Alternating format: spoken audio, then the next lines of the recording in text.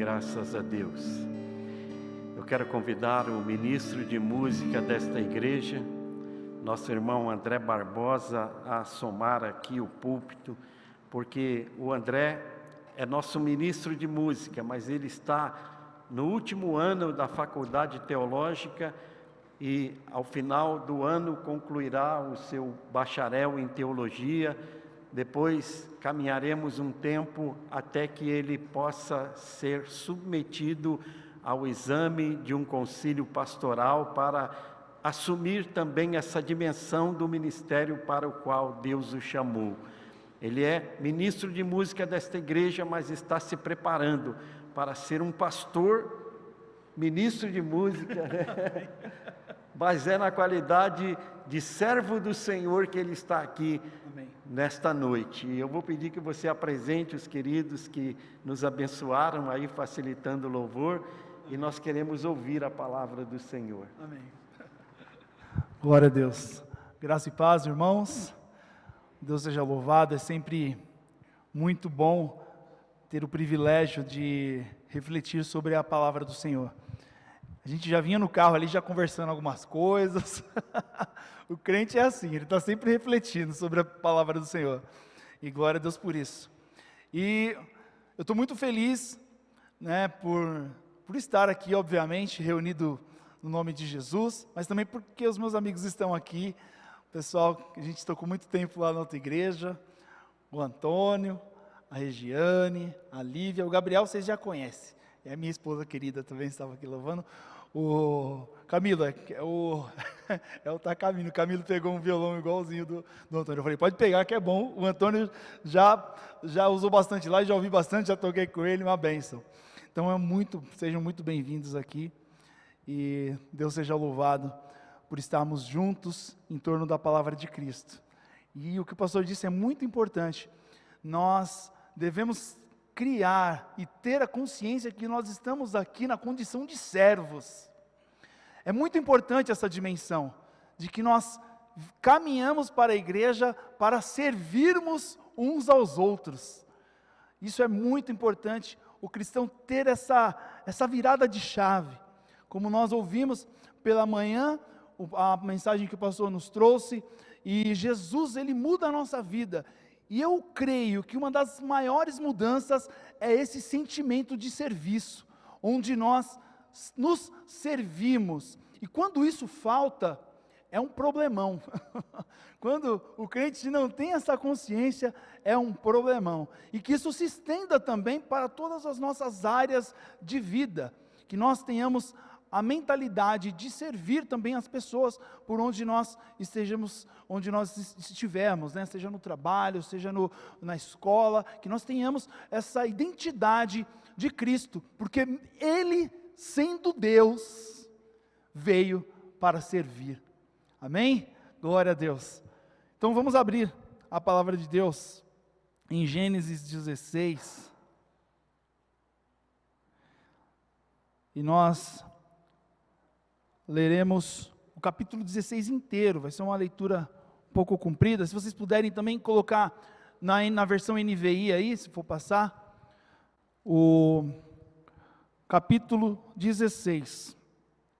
Na minha Bíblia, tem um título aqui, que é para facilitar, né? A gente sabe que toda essa organização bíblica veio muito posteriormente, então é para facilitar e para organizar.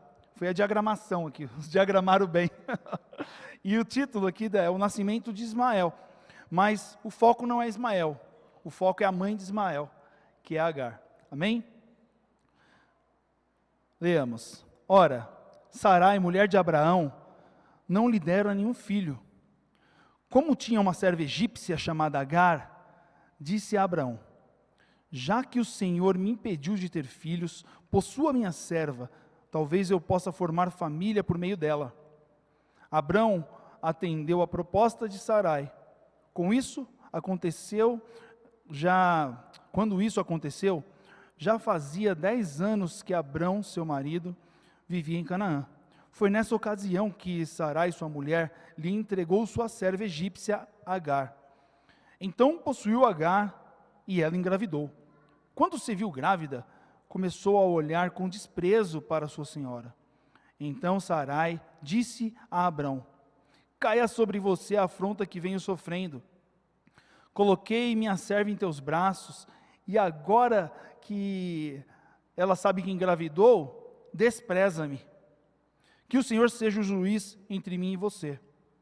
Respondeu Abrão a Sarai: sua serva está em tuas mãos, faça o que achar melhor.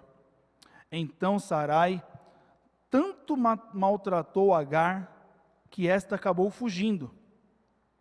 O anjo do Senhor encontrou Agar perto de uma fonte no deserto, no caminho de Sur, e perguntou-lhe: Agar, serva de Sarai, de onde você vem? Para onde vai? Respondeu ela: estou fugindo de Sarai, minha senhora. Disse-lhe então o anjo do Senhor: volte a sua senhora e sujeite-se a ela. Disse mais o anjo: multiplicarei tanto os seus descendentes que ninguém os poderá contar. Disse-lhe ainda o anjo do Senhor: você está grávida e terá um filho, e lhe dará o nome de Ismael, porque o Senhor a ouviu em seu sofrimento. Então ele será como o jumento selvagem, sua mão será contra todos e a mão de todos contra ele, e ele viverá em hostilidade contra todos os seus irmãos. Este foi o nome que ela deu ao Senhor que lhe havia falado: tu és o Deus que me vê. Pois dissera: teria eu visto aquele que me vê? Por isso, o poço que fica entre Cádiz e Berene foi chamado Berlahoi. Agar teve um filho de Abrão, e este lhe deu o nome de Ismael. Abrão estava com 86 anos de idade quando Agar lhe deu Ismael. Amém?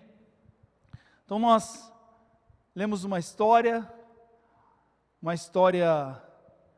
bem conflituosa, para que os irmãos entendam bem o contexto. Deus havia feito uma promessa para Abrão. Ele ainda era Abrão, não era Abraão, era Abrão.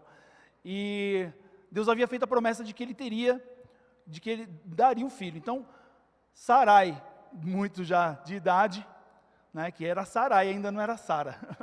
Ela, com bastante idade, ela quis antecipar as coisas e acabou falando assim: eu acredito que esse é o jeito que o Senhor vai nos dar uma família, porque eu não tenho condições. Então ela pegou a serva dela e deu para Abrão se relacionar e ter um filho, e ela engravidou, e os irmãos prestaram bem atenção. Mas quem era Agar? Agar era uma escrava, já diz aqui o texto. Ela não era apenas uma escrava, ela era uma escrava egípcia, uma escrava estrangeira, uma pessoa que não tinha muitas opções. Quando Sara teve essa ideia, mesmo que ela não quisesse, ela não tinha muita opção. Ela teria que acatar a ordem de Sarai, porque ela era, no final das contas, uma escrava. Então, Agar não teve muitas opções. Talvez, até na cabeça dela, talvez tenha sido algo até bom, né? Porque, se vocês repararem um detalhe no texto, depois que ela ficou grávida, ela começou a desprezar a Sara também. Ela cutucou ali, ela não foi muito sábia também não.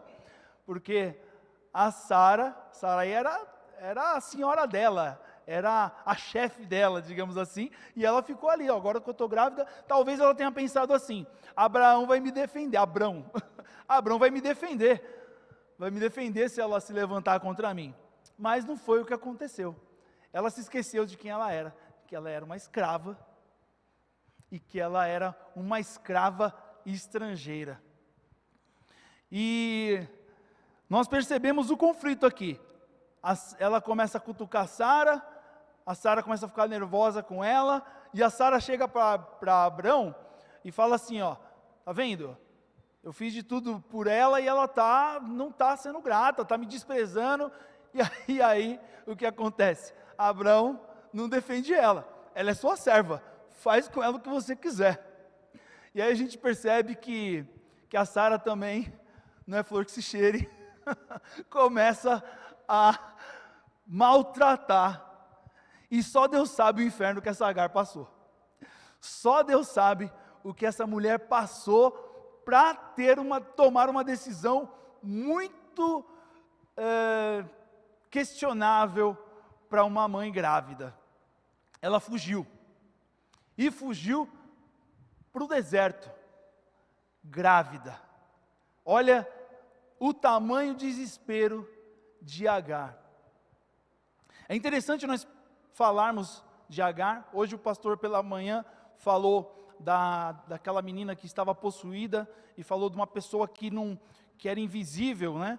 As pessoas não conheciam ela por quem ela era, mas conheciam pelo que ela praticava.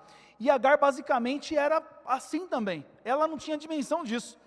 Ela, depois que teve um filho de Abrão, talvez se achou alguma coisa e acabou caindo em maus lençóis ali com a Sara e teve que fugir ali pelo desespero. Mas são duas mulheres que basicamente são invisíveis para a sociedade, são menosprezadas, estão à margem. E eu ia falar, eu estava me preparando para pregar, eu ia falar sobre conselho. Aí nós conversamos em algum momento da semana, o pastor falou, é o mês da mulher, e ele falou um pouco da mensagem. Eu falei, eu vou falar então de Agar. E por isso que eu mudei, por isso que nós estamos falando de mulheres, porque é o mês da mulher, e também porque as mulheres têm passado por muitas dificuldades nesses últimos tempos. Nós temos visto os absurdos que têm acontecido. Os absurdos que talvez foram projetados, ou talvez estavam aí ocultos na sociedade. Não estavam ocultos porque as mulheres vêm lutando desde muito tempo já, mas nos últimos tempos, e eu acredito, parece que é uma potestade assim, ó, uma coisa maligna, que tem se levantado contra as mulheres. E essa mulher sofreu algo muito parecido, um abuso. Ela foi abusada, ela foi maltratada pela chefe dela, e ela tomou uma decisão, vou embora. Mas acontece algo incrível. Acontece algo incrível quando essa mulher se vê sozinha lá no deserto. Quando essa mulher se vê abandonada, quando ela percebe as circunstâncias, e quando ela cai em si, quando ela percebe, olha, eu sou uma escrava e sou uma estrangeira, quem iria olhar por mim?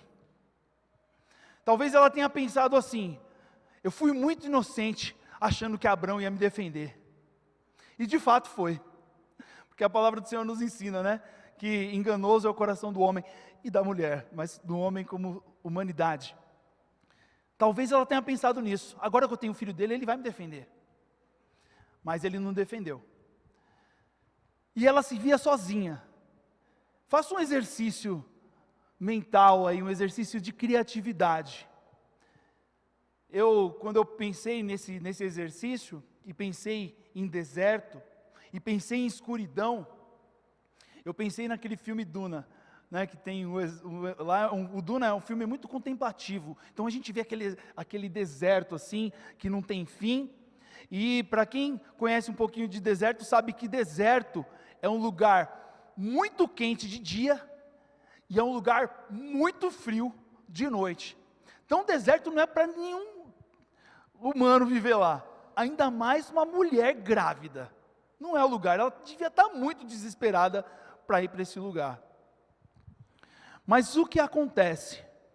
Acontece que nós que estamos aqui, já temos essa convicção, já temos essa certeza, porque nós somos frutos de um evangelismo, somos frutos de missionários, somos frutos dos apóstolos, somos frutos de pessoas que já pregaram a verdade para nós, mas Agar não era, ela não sabia de nada disso. Então nós sabemos que Jesus está conosco, nós sabemos que nós não estamos sozinhos, mas ela não sabia.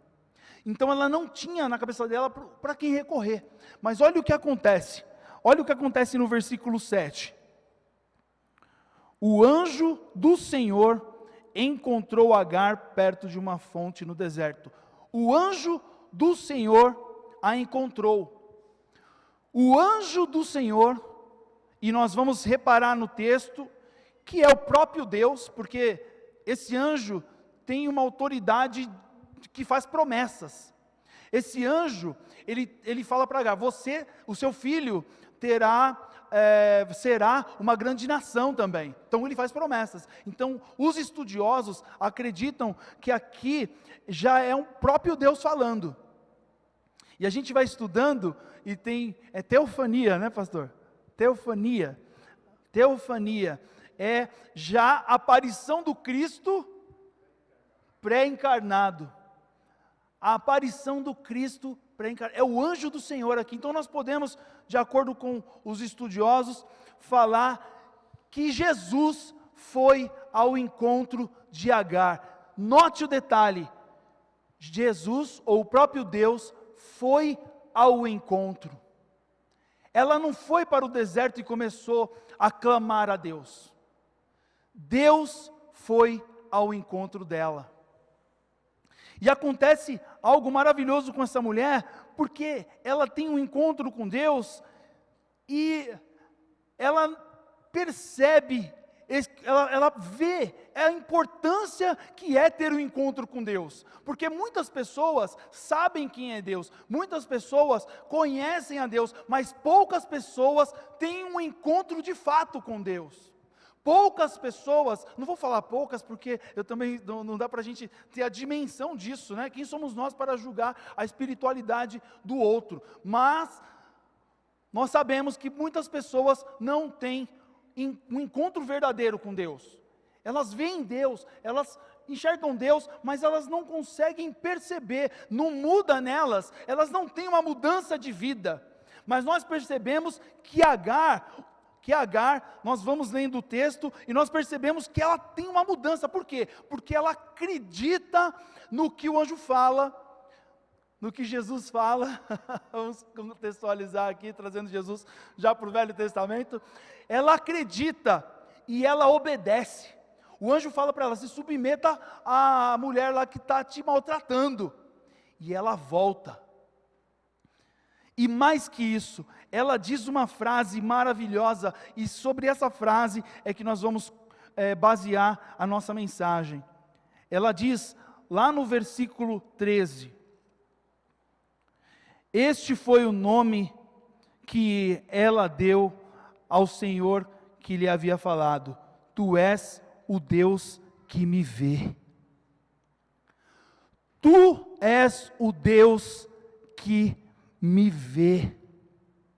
Agar teve a consciência que eu e você temos hoje, porque nós ouvimos falar de Jesus, nós temos a Bíblia ao nosso favor, nós temos a Bíblia ao nosso dispor, nós temos pregadores que nos falam e interpretam a palavra de Deus, então nós sabemos que Deus está conosco até a consumação dos séculos. Nós sabemos, mas Agar não sabia, e ela entende, e ela fala, tu és o Deus que me vê.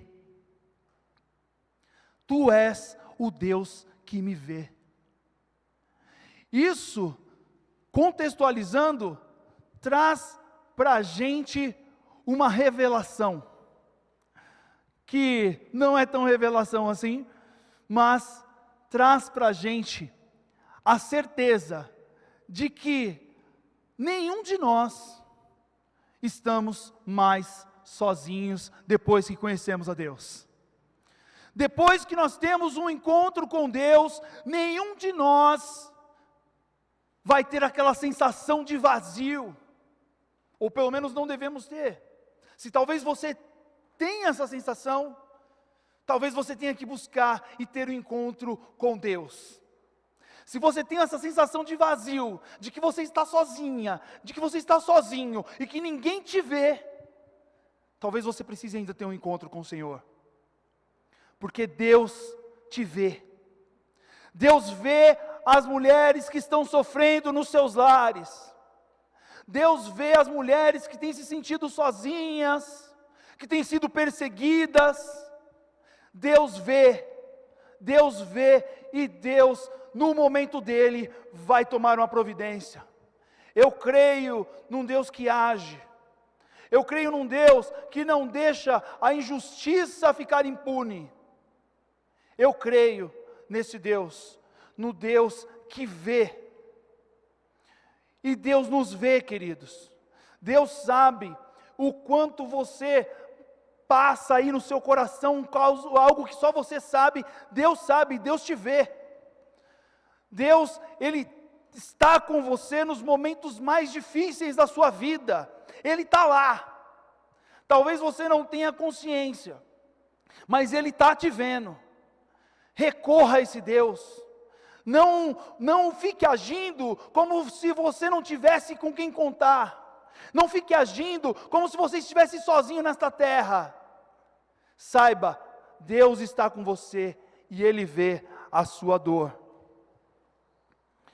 Ele socorreu Agar. E se a gente for lá para o versículo, para o capítulo 21, e vamos ler um pouquinho mais a Bíblia. Do mesmo de Gênesis 21, 8. Olha o que acontece com Agar. Agar já teve um encontro com Deus. Agar voltou. E a partir do versículo 8, do capítulo 21 de Gênesis, a palavra diz assim: e cresceu o menino e foi desmamado. No dia em que Isaac foi desmamado, Abraão, aqui ele já se chama Abraão, porque antes disso Deus falou com ele, falou com Sara, e Deus inclusive falou que ia dar um filho através de Sara. Então, no dia em que Isaac foi desmamado, Abraão deu uma grande festa. Sara, porém, viu que o filho de Agar, a egípcia, que é o Ismael, estava rindo de Isaac. O filho de uma estava rindo do filho da outra. E ela disse a Abraão: livre-se daquela escrava e do seu filho, porque ele jamais será herdeiro com o meu Isaac. Isso perturbou demais Abraão, pois envolvia um filho seu. Mas Deus lhe disse: não se perturbe por causa do menino e da escrava. Atenda a tudo o que Sara lhe pedir, porque será por meio de Isaque que a sua descendência há de ser considerada. Mas também do filho da escrava farei um povo, pois ele é seu descendente. Na manhã seguinte, Abraão pegou alguns pães e uma vasilha de couro cheia de água, entregou-os a Agar, e tendo-os colocado nos ombros dela, despediu-a com o filho, e ela se pôs no caminho e ficou vagando pelo deserto de Berseba. De novo, essa mulher no deserto. Meu Deus, que sofrimento! Quando acabou a água da vasilha, versículo 15, ela deixou o menino debaixo de um arbusto, e foi sentar-se perto dali, à distância de um tiro de flecha, porque pensou: não posso ver o menino morrer. Sentada ali perto, começou a chorar. Deus ouviu o choro do menino, e o anjo de Deus do céu chamou Agar, e lhe disse: o que a aflige, Agar? Não tenha medo. Deus ouviu o menino chorar, lá onde você o deixou. Levante o menino e tome-o pela mão, porque dele farei um grande povo. Então Deus lhe abriu os olhos, e ela viu uma fonte. Foi até lá, encheu de água a vasilha e deu de beber o menino. Deus estava com o menino. Ele cresceu, viveu no deserto, tornou-se flecheiro, vivia no deserto de Parã. E sua mãe conseguiu-lhe uma mulher na terra do Egito. Olha que história. Então, os irmãos depois leiam essa história, se vocês tiverem oportunidade, cheguem em casa, leiam a história inteira, desde lá do capítulo 16, que é muito maravilhosa essa história. Então, De novo, essa mulher passa por uma dificuldade. Ela voltou, obedeceu a Deus, voltou para lá, depois passou de novo por dificuldade, foi expulsa, foi para o deserto de novo. Agora ela tinha uma situação diferente, agora ela já conhecia Deus. Mas olha como nós somos, queridos, nós somos assim, muito parecidos com Agar. Por mais que nós soframos, e por mais que nós entendamos que Deus é o Deus que vê, que Deus é o Deus que não nos deixa desamparados, a gente passa por alguma situação e já se esquece. A gente tem a mente muito curta. A gente tem uma dificuldade de assimilar, a gente tem uma dificuldade de clamar, de confiar. E a Bíblia, ela trata essas circunstâncias como, basicamente como arquétipos, que são o quê? São exemplos de pessoas como a gente, passam por dificuldades e nós podemos olhar para a Bíblia e aprender com ela. Agar passou por dificuldade 2 vezes, e 2 vezes Deus lhe socorreu. Na primeira vez, ela declarou: Deus é o Deus que me vê. Na segunda vez, o Senhor voltou lá, e a palavra do Senhor nos ensina que Ele ouviu o choro do menino e o choro de Agar. Então Deus mais uma vez nos mostra que Ele está atento às nossas dificuldades. Ele está atento ao nosso choro. Ele está atento e Ele está disponível àqueles que têm um coração quebrantado. E a questão geralmente é que nós não estamos e nós não temos um coração quebrantado. Nós não choramos na presença do Senhor, nós choramos por muitas coisas, mas raramente, e isso eu digo, tá? Me colocando aqui como uma pessoa também muitas vezes orgulhosa, que se esquece do Deus que está ao nosso favor. Quando eu e você nos encontrarmos em situações difíceis, que nós possamos nos lembrar do que Agar disse, que o nosso Deus é o Deus que nos vê. A Bíblia, ela nos ensina e nos mostra aqui no decorrer desses textos, que Agar foi a primeira mulher da Bíblia que deu um nome específico para Deus. Então você conhece, né? É o Elion, é o Shaddai, o Deus Todo-Poderoso, é o Elan, Deus Eterno. Ela chamou Deus de El Roi, que é o Deus que me vê. Agar, ela teve essa percepção, ela teve a noção de que Deus a enxergava. E nós, mesmo sabendo, mesmo percebendo todas essas dificuldades na nossa sociedade, que muitas vezes nos coloca na mente o contrário, a nossa sociedade nos coloca na mente que nós somos pessoas que devem correr sozinhas, por si só. Você deve se desenvolver, você deve se autodesenvolver, porque senão não tem quem faça por você, de fato. Mas nós temos com quem contar. Nós temos um Deus que nos vê e que sabe das nossas dificuldades. Que nós não nos esqueçamos disso. Vamos abrir ainda agora vamos lá para o Novo Testamento. Mateus 28, 20. Eu não deixei anotado aqui, então vai demorar. Mateus 28, 20. Está mais fácil, né, ler aí. Mateus 28, 20. Então a palavra do Senhor nos diz e nos ensina, no final de Mateus, o próprio Jesus, falando para os missionários, a grande comissão. 20, ensinando-os a obedecer, vamos ler desde os 16, amém? Desde os 16, os 11 discípulos foram para a Galileia, para o monte que Jesus lhe indicara. Quando o viram, adoraram, mas alguns duvidaram. Então Jesus aproximou-se deles e disse: foi-me dada toda a autoridade nos céus e na terra. Portanto, vão, façam discípulos de todas as nações, batizando-as em nome do Pai, do Filho e do Espírito Santo, ensinando-as a obedecer a tudo que lhes ordenei. E eu estarei com vocês até o fim dos tempos. Amém? O Senhor está conosco até o fim dos tempos. O Senhor está conosco quando nós estamos ou nos achamos sozinhos, quando nós nos achamos em momentos de extrema dificuldade. Nós devemos recorrer a esses textos, recorrer à consciência, recorrer a essas histórias, como a história de Agar, uma mulher tão sofrida que entendeu que Deus a vê nos momentos de dificuldade.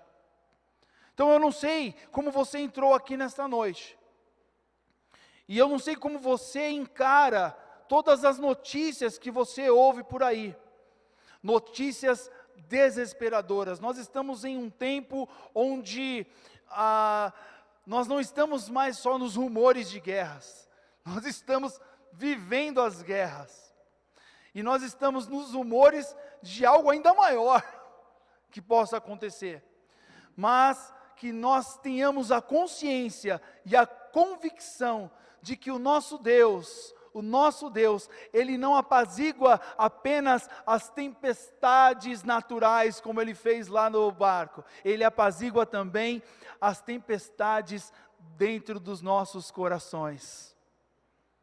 Obrigado, Guilherme. O Guilherme pregou sobre isso, eu falei, vou usar isso no sermão. Então, Deus apazigua a tempestade que está dentro de você também. Saiba que você não está sozinho. Quando você está lá no seu quarto, em uma situação difícil, eu viro e mexe, me coloco em situações assim, eu falei, como que eu vou sair dessa agora? E às vezes a gente olha para essa tempestade grandiosa e se esquece do Deus que nós temos à disposição. Não num sentido de que Ele vai, à medida da nossa oração, nós vamos manipular e mover o coração de Deus. Eu não acredito nisso. Mas eu acredito que Ele cumpre a palavra dEle, que nos diz: e a paz que excede todo entendimento, guardará as vossas almas. Então quando eu oro, eu peço para o Senhor: Deus, olha aqui, eu me coloquei nessa situação, eu estou nessa situação difícil, mas eu sei que o Senhor me vê, o Senhor vê a sinceridade do meu coração, o Senhor vê quando eu às vezes fico desesperado, chateado por essas questões que estão acontecendo na nossa sociedade, o Senhor vê o quanto eu fico aflito, o Senhor vê o quanto essas pessoas estão aflitas. Por isso, Deus, coloca a paz no meu coração, coloca a confiança. Que nós possamos orar dessa forma, crendo que Deus está conosco, dizendo, como Agar disse, é o Erroi, o Deus que me vê. Amém? Que você possa sair com isso em seu coração, que você possa se lembrar de Agar, quando você estiver numa situação difícil, e quando alguém que você conhece estiver em uma situação difícil, que você possa lembrá-los dessas histórias que a Bíblia nos ensina, dessas pessoas que sofreram tanto, mas que Deus foi ao encontro delas, porque Deus vem ao nosso encontro ainda hoje. O próprio Deus habita dentro de mim e dentro de você, e Ele está esperando que nós clamemos. Ele espera que você haja como Agar agiu, dizendo: Deus é o Deus que me vê. Amém? Vamos orar nesse momento. Bendito Deus e eterno Pai, nós te agradecemos pelo teu amor, te agradecemos pela tua graça, porque nós sabemos que o Senhor nos vê. Nós sabemos que, independente das circunstâncias, nós sabemos que, independente das situações que nós vivemos, o Senhor é aquele que está conosco. não porque nós estamos falando, mas porque a Tua palavra, o Senhor mesmo nos disse que estaria conosco até a consumação dos séculos, até o final dos tempos, e nós cremos nisso, Jesus. Nós cremos que o Senhor está ouvindo a nossa oração, nós cremos que o Senhor nos ouve quando nós estamos lá chorando. Nós cremos, ó Pai, nós sabemos que o Senhor nos vê. Muito obrigado, ó Deus, por essa certeza. Obrigado porque o Senhor vem ao nosso encontro.